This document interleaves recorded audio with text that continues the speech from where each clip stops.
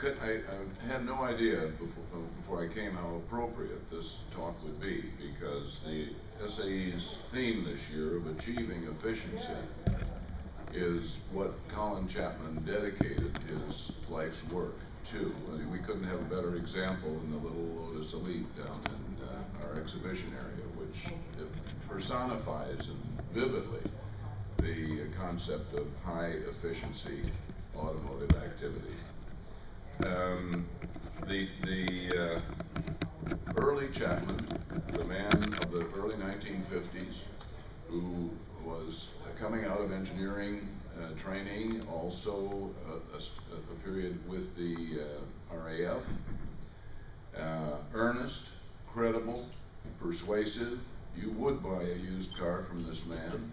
And he's absolutely the chap you'd like to do business with, and he began his revolutionary career in the early 50s. Here's the Chapman of the early 1980s. You can see he's a little bit jaded. He's been through it all. He's been through the wars, but he's still fighting, still adventurous, still speaking, for efficiency, for his particular brand of high performance. This is the beginning of the Chapman story. An Austin 7 Trials special. He got interested in trials, which is the bizarre British concept of running over hill and dale and with your automobile trying to get past certain limits and so on. And he decided to build trials special based on an Austin 7 chassis. Uniquely, he made the side panels and the rear panels of a sandwich of ash and aluminium, aluminium coated ash panels. He noticed that there was a tendency for the rear ends of Austin 7 trial specials to fall off. He decided to prevent that, and in action with his bride-to-be Hazel, he had no problem with his tail falling off. It was a very successful little car. And then he went on to build a more elaborate trial special. This is a Lotus Mark II of 1949. And he started racing this car in 1950. He thought, well, let's see what racing is all about. And he liked it. He said, oh, racing's pretty good fun. And he had a very good debut race, and throughout his career, when he chose to exercise it, Chapman was a terrific driver. Perhaps a little overambitious at times, but a very, very good driver. He started to think about more efficient frame designs. When he started to think about building his own cars, he started to think about ambitious frames. And he's famous, I think justly famous, for his space frames, multi-tubular space frames. And Chapman was a first-class absorber of knowledge and techniques and technologies, not only from the automotive field, but from any field. But I think he was influenced, and this hasn't really been pointed out very much, by the C-type Jaguar of 1951. A lot of people kind of overlook the C-type, you go to the D-type, but the 51 C-type had a pretty sophisticated tubular space frame. This is before Mercedes did one for the 300 SL. It's quite a brilliant and efficient design for its time, and I'm sure that Colin Chapman took a look at this when he started thinking about building a more elaborate and more special automobile. The first really comprehensive car design that he did in the modern genre was the Mark VIII of 1954. His challenge was, and his motivation was, to make a car as light and aerodynamically efficient as possible, because he didn't have good engines. He didn't have access to world-class engines. He could get a sort of basically an MGTC tuned-up engine made up to 1.5 liters. He was competing in the 1.5 liter category, and his aim was to beat the Porsches. That's what he was trying to do, but he didn't have a 4-cam Hemi head engine. He just had MG engines. So he built a tubular frame, multi-tube frame for the Mark 8 of 1954, and he went to his friend, de Havilland engineer Frank Costin, to design a low-drag aerodynamic body. At first, he wasn't too sure he wanted to have this aerodynamic body. It looked so bizarre and so unusual for the time, but in early 1954, Mercedes showed that they were going to produce an aerodynamic Grand Prix car. The pictures of that car came out around February. So he said, okay, all right, I guess we won't be laughed at if we bring this to the tracks. This was a very successful car.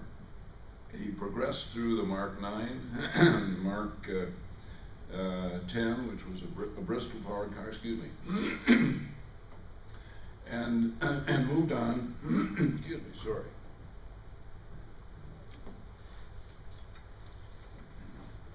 To the Lotus 11. And the Lotus 11 had a tubular space frame designed by Mac McIntosh, another de Havilland engineer. Chapman was wonderful at getting people to help him, often not paying them, just for the sheer excitement of working on his cars and being associated with this dynamic individual. And Mac McIntosh did this frame design, which really, in terms of its elegance and lack of material, is phenomenal. It's an amazingly elegant design, and Mac really gets the credit for that. And here again, Costin did the aerodynamics. When we look back at this car, we don't really think about the fact that the wheels are all semi-enclosed. It's not something that you saw in any cars of the time or even later. It's a very unusual shape. The very deep enclosure of the wheels, added frontal area, but Costin thought, reduced drag, added efficiency, so the whole package of the 11, which competed largely as a 1.1 liter car, also as a 1.5 liter car, was really brilliant. Just another view of this really pace-setting automobile.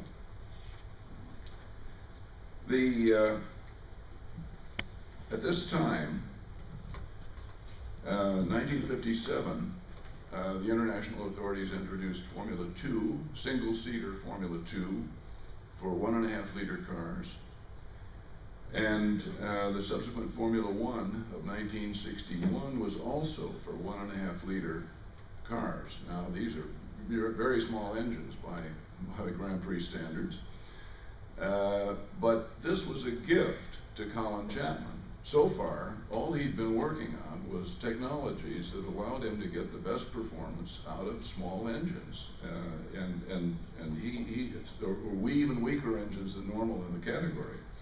So he was ready and able to take advantage of his techniques in building single-seaters.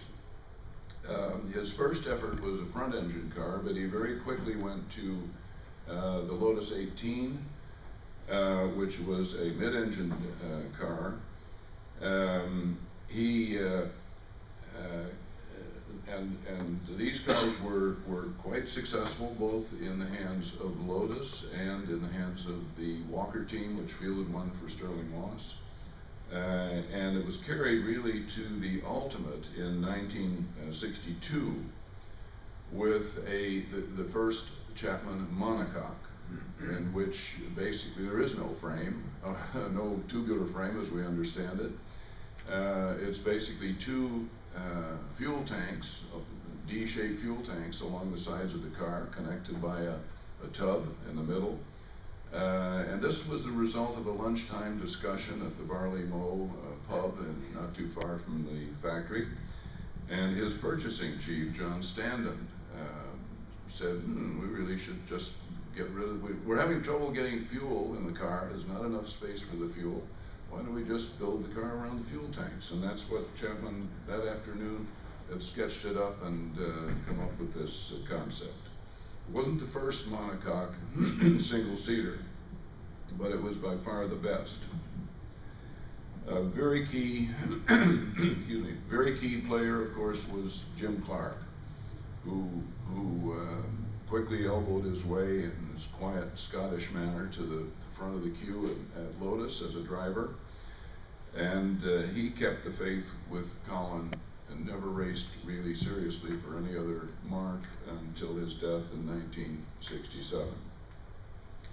And these cars in this period of the Formula One starting in 1961-62 were really astonishingly small and low. And I think this picture gives an indication of the size of the cars in relation to normal human beings in the 1962 period.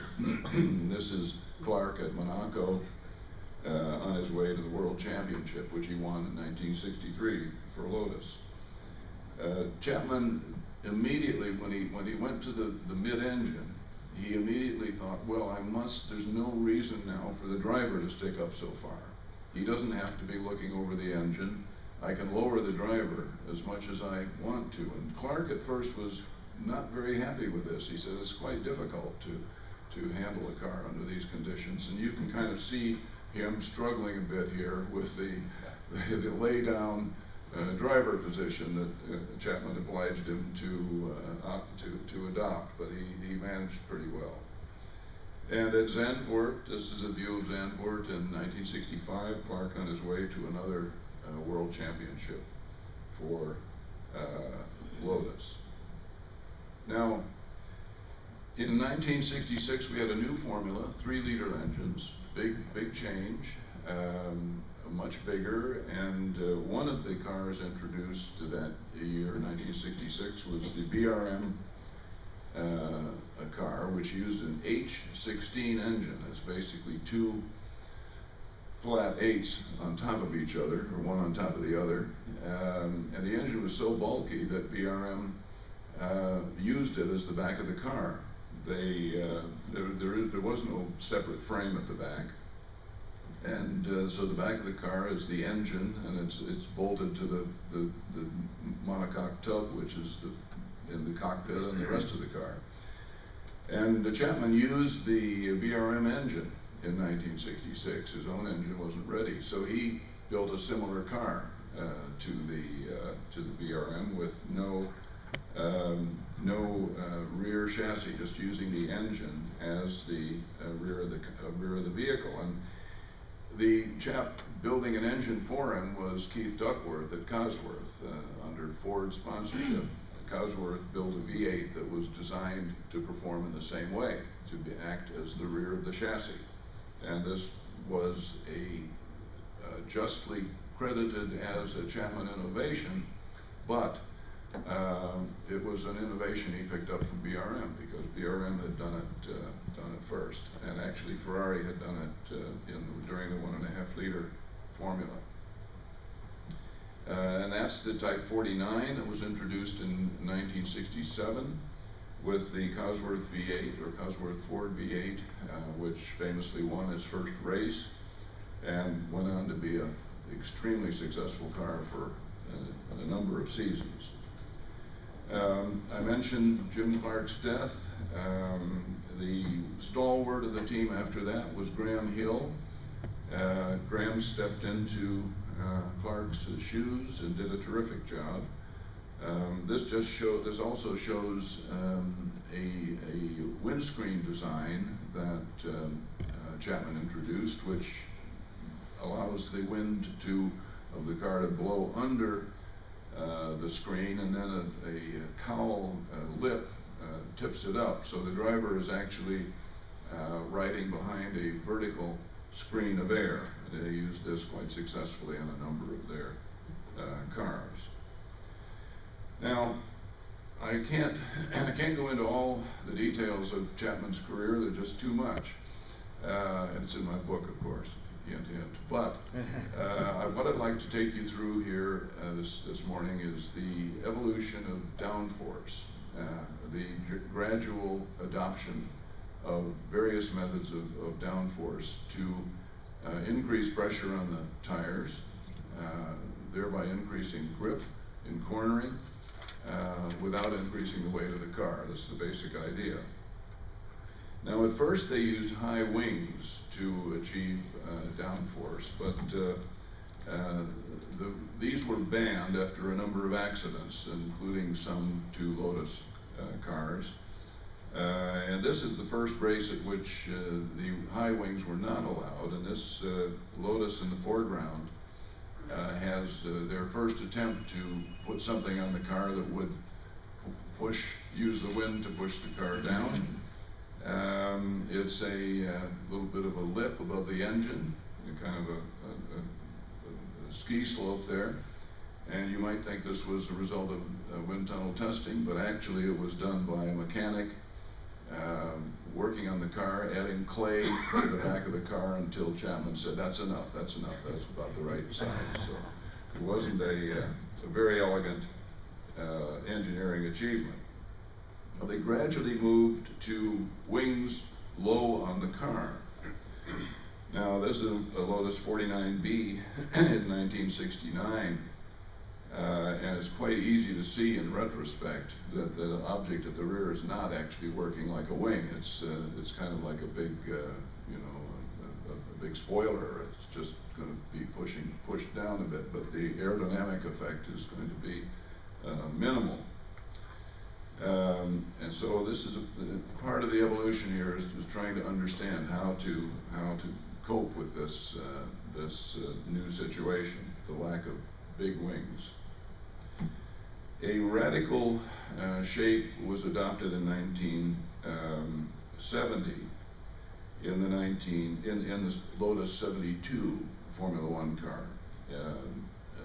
This was literally a wedge shape, and I'll return to that a little bit later, but in this timeline, that's what we're discussing. And to achieve the wedge shape, Chapman used side radiators, which was, again, quite an innovation at the time. Nobody else was doing that in Formula One, and that became standard, and it's still standard today. That's where the radiators are in today's Grand Prix cars. There's another view of the 72 that really emphasizes the wedge contour.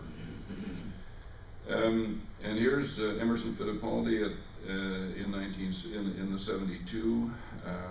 Again, a little bit better configuration at the rear.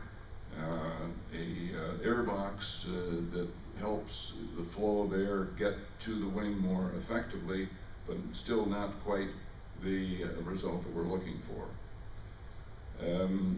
At Nivelles in 1972 in Belgium, Fittipaldi said, look, I've been using a wing very successfully on my Formula 2 Lotus. He said, I really want to try it on the Formula 1 car. And that's what they did. This is the first running of this Fittipaldi developed wing on the Lotus 72, and it's farther back, it's getting good airflow, and it's working a treat. And this was a big breakthrough for the team. They got much better results from the positioning in that location. This is just a sidelight, really. There was a big push for four-wheel drive in the early years of the 3-liter formula. People thought that with these more powerful engines, they would have to adopt four-wheel drive in order to get good traction and cope with the torque that they produced. But in parallel, there were very rapid developments in tire technology, and ultimately that meant that the four-wheel drive really did not give an advantage. But this was Chapman's attempt at a four-wheel drive car, which bizarrely, he did not use the engine as a stressed member of the chassis, which in a four-wheel drive car where you're trying to get weight down as much as possible, because you've added weight with a four-wheel drive machinery, was a very strange decision, but there we are. This is very typical of the Chapman career. He surges forward in one area, surges back in another area. He's not consistent in his technical decisions. Nothing wrong with that. But in 1976, after several years of considerable success, Chapman was struggling. So was Mario Andretti, who was competing in Formula One at this time, and Andretti too was at a low point. His cars were not working, and he was really quite discouraged. And both of them were discouraged, but at Long Beach they had a long dinner together and decided to work together in Formula One. And they started in that season, 1976, with the existing Lotus Formula One car, the Type 77, which they managed to bring to a victory at the end of the season after quite a bit of effort. But in the summer of 1975, just before they had declared their working together, Chapman had spent a holiday at Ibiza, which he usually stayed at in the summers, and he set out in a 28-page dossier his ideas in the sense of what we need to do, what we should do to find out what we need to do to get back at the head of the pack. He set out a number of challenges. He didn't have all the answers in this dossier. The famous dossier is sometimes presented as, oh, he figured out what we were going to do. No, he didn't. He set out the things he needed to know, that his team and his engineers needed to know in order to make the decisions that would take them forward. A very, very thoughtful document. And in it, he sketched what you might call an ultimate wedge design, a real tight wedge with side radiators and so forth. But this is not what we think of today as a downforce car. But it was kind of his first thought, an extreme version of the 72, if you will. This is sort of the thing that he had in mind. But he recruited two of his chaps to work on this problem. Tony Rudd, an engineer who had been at BRM before joining Lotus, and Peter Wright, an aerodynamicist. He said, Tony Rudd said, he actually challenged Tony Rudd to find the answers in his dossier, and Rudd said, well, if I'm going to do that, I need Peter Wright, who was then working at Chapman's boat company. And Chapman relinquished Wright to the project, and they got together to start working on this. And the question was raised: well, what happens if you make the whole car like an inverted wing? Instead of just fiddling around with bits and bobs of wings, what if you make the whole car like an inverted wing? Well, as it happens, back in 1968 and 1969, when high airfoils were banned, Rudd and Wright had conducted an investigation into exactly that concept.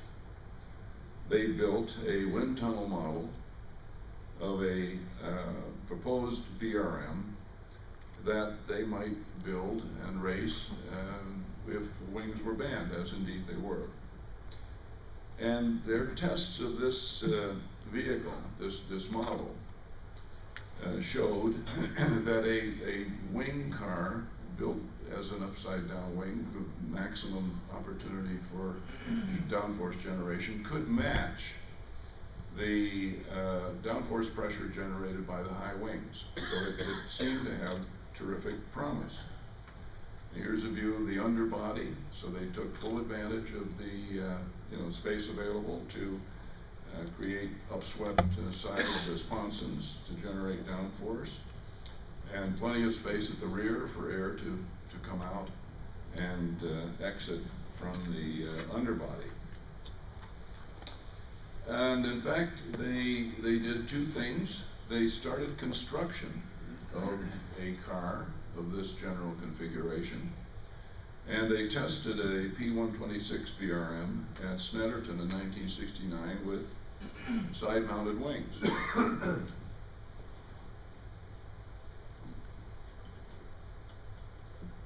Now, the tests were not terrifically conclusive. They had various other problems that day. The wings, in fact, were kind of high positioned. It was, but they had to go. They had to go to give it a trial and see what the effect would be.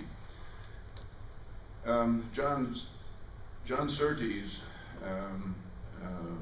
joined the team around that time, and John felt that too much energy was being dissipated in different areas, that they weren't concentrating their effort enough, and he said, stop that, whatever you're doing in that other building. I know you've got some guys over there building some other car. He said, I don't want to know about it, just tell them to stop it. We want all the concentration to be on the cars we've got. And so so they didn't complete building the car in question.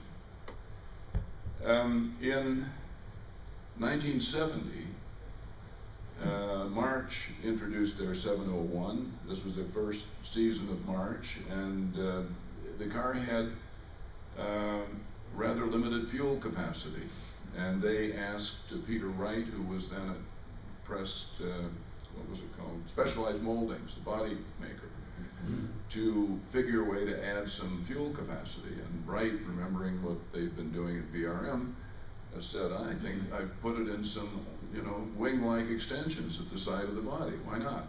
That's a good thing. That might be useful.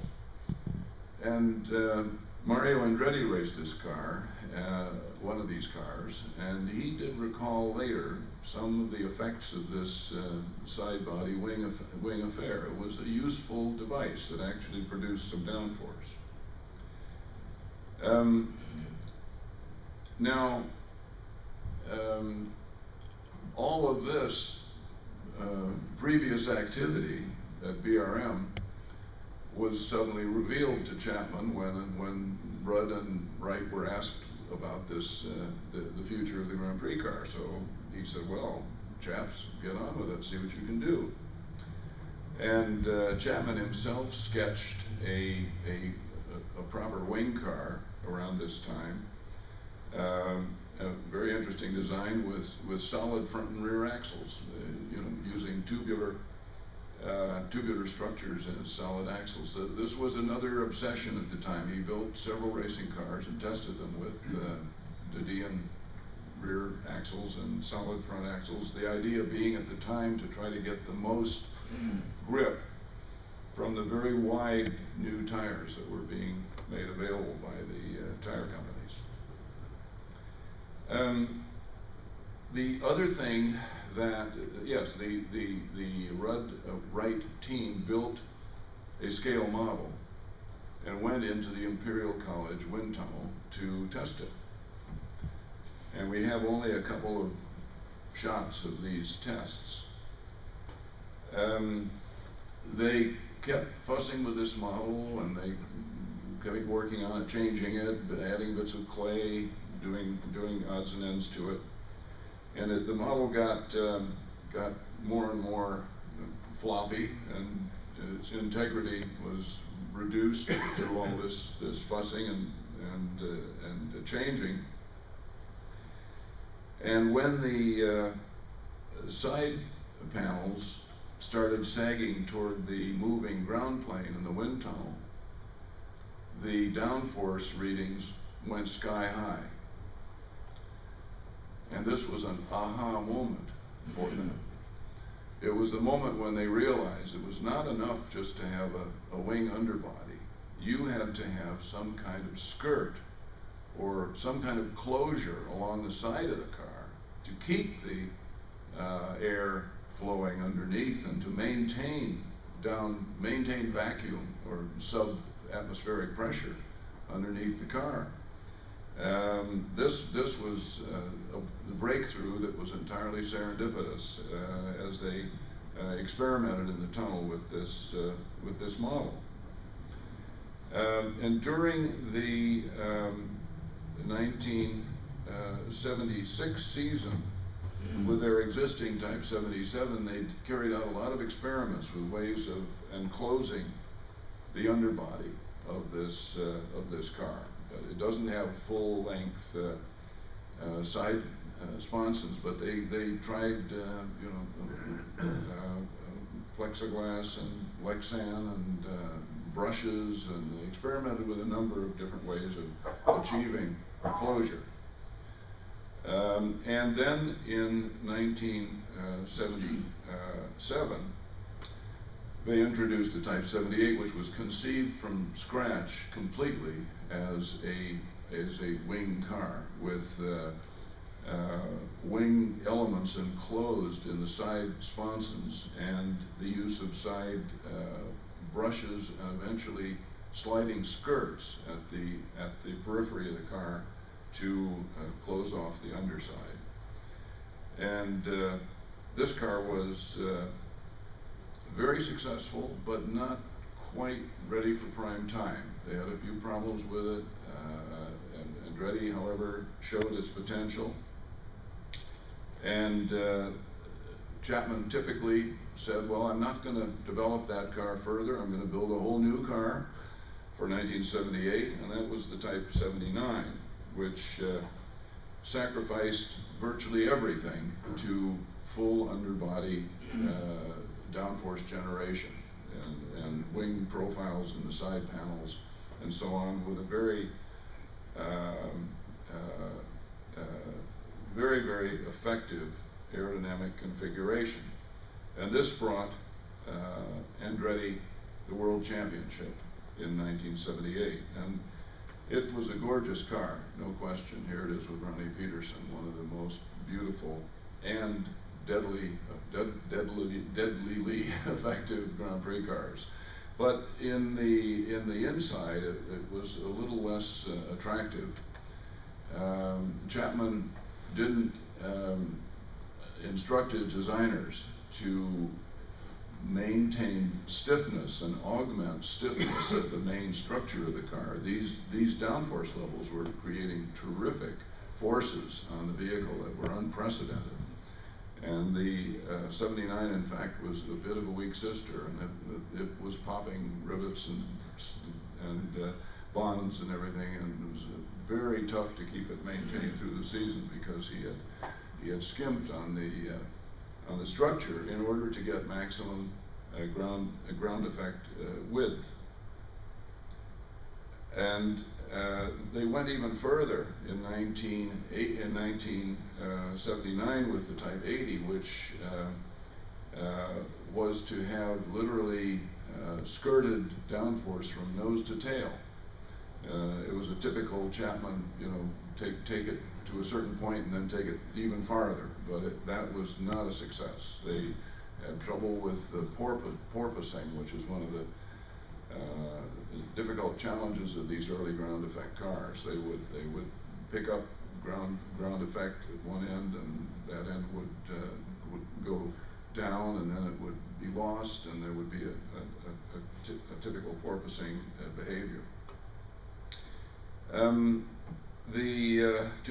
get even more downforce more consistently and effectively, Wright and Chapman conceived an underbody that supplied the downforce directly to the wheel hubs. Instead of applying it to the body, it applied the downforce directly to the wheel hubs, and this is from their patent showing how they sought to achieve this. This concept was used in the Type 88 of 1981, which was called the twin chassis car, and then it was called the twin body car, and basically the rule makers didn't like Chapman applying the force directly to the wheel hubs, no matter how ingeniously he tried to disguise the fact that he was doing that. And ultimately, they never really approved the car for racing. He brought it to several races, and it wasn't fully accepted by the authorities.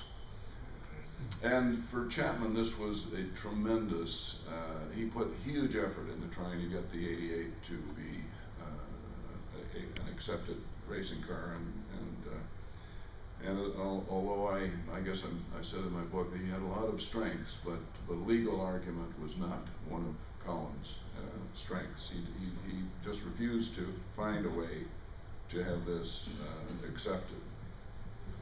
His final Formula One winner, the 91 of 1982, was a very conventional car designed by Peter Wright and Martin Ogilvy, and that's really the last winner for Colin Chapman, who died very unexpectedly late in 1982 when the team was on the cusp of another development, which was a suspension system that would be adapting to the road and so on. That was not something he was ever destined to see in action. Now I want to take you back to 1963, I beg your pardon, to a very humble-looking Lotus racing car. I mean, this is not, doesn't look all that menacing or threatening.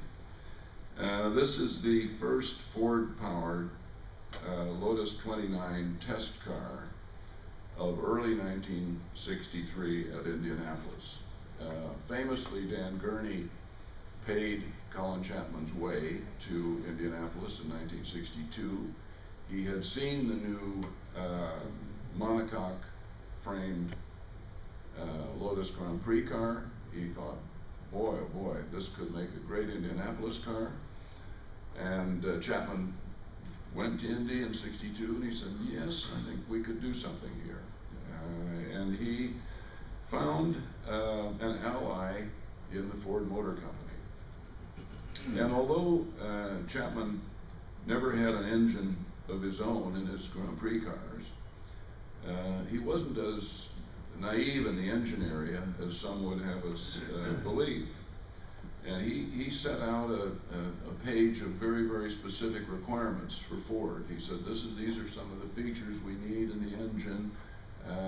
This is what we want you guys to do if we're going to be successful. It's got to be aluminum block. There's a number of things that should be done in order to make out of the Fairlane V8, I mean, big deal, a racing engine. Among his thoughts for an Indianapolis car was another Didion axle at both ends type of design with titanium tubes. This was going to be a titanium tube axle car, and so he was giving some thought to what might be the right way to go. But the first season for them with a Ford-powered car was 1963. They brought two cars. This is Chapman on the right there, checking things over as Dan Gurney gets to try out his car for the race. The cars were much like bigger versions of the Lotus 25. They had, except for the fact that the suspension was offset to shift the weight of the car toward the center of the track. In 1963, Clark finished second, and proved by doing so, it proved incontrovertibly the potential of the rear engine car at Indianapolis. Others had been there before. Gurney had been there with Mickey Thompson in 1962, and Jack Brabham with Cooper had been there the year before, and so on. But with this achievement, which was very nearly a victory, it was a very controversial second place. This showed that a rear engine car could be the way to go at the Speedway. In 1965, Clark won at Indianapolis. The previous year they had tire trouble with their Dunlops. And Ford said, I don't know about Chapman as an engineer, but he's a heck of a businessman. Didn't come out badly financially in his dealings with Ford. He drove a tough bargain. Our Colin.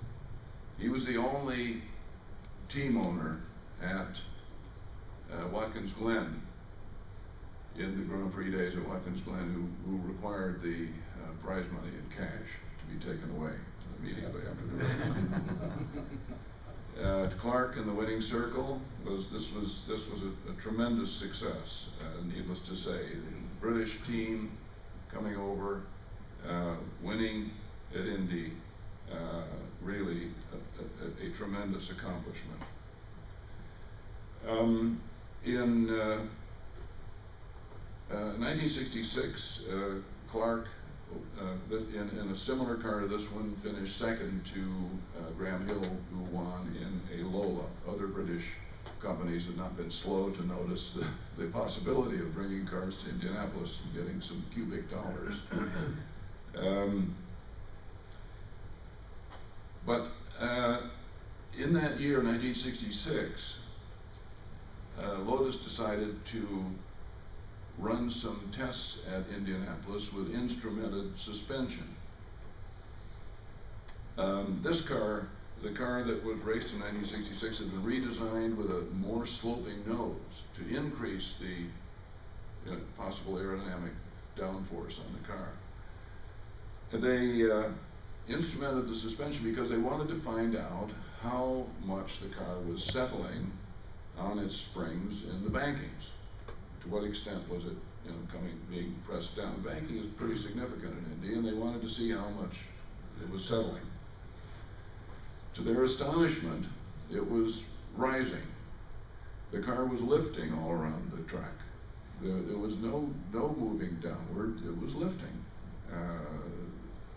An astounding discovery for these guys. They thought they had it figured, but no, the car was lifting all the way around the speedway. And the result of that was the 1968 Type 56, which introduced the wedge shape. We saw the wedge shape earlier in the Type 72 Grand Prix car, but the introduction of it was at the Speedway in 1968. This was the car that set the first lap at more than 170 miles an hour at Indy and very nearly won the race that year. This was a quite stunning piece of engineering. It was using the Pratt & Whitney ST6 turbine, which Andy Granatelli had run in his own car the previous year. And the turbine, of course, as prepared by Pratt & Whitney in Canada, was a trouble-free engine. There was no really, it was lifed, but there was no worrying about, oh, is it going to blow up or is it going to be some problem?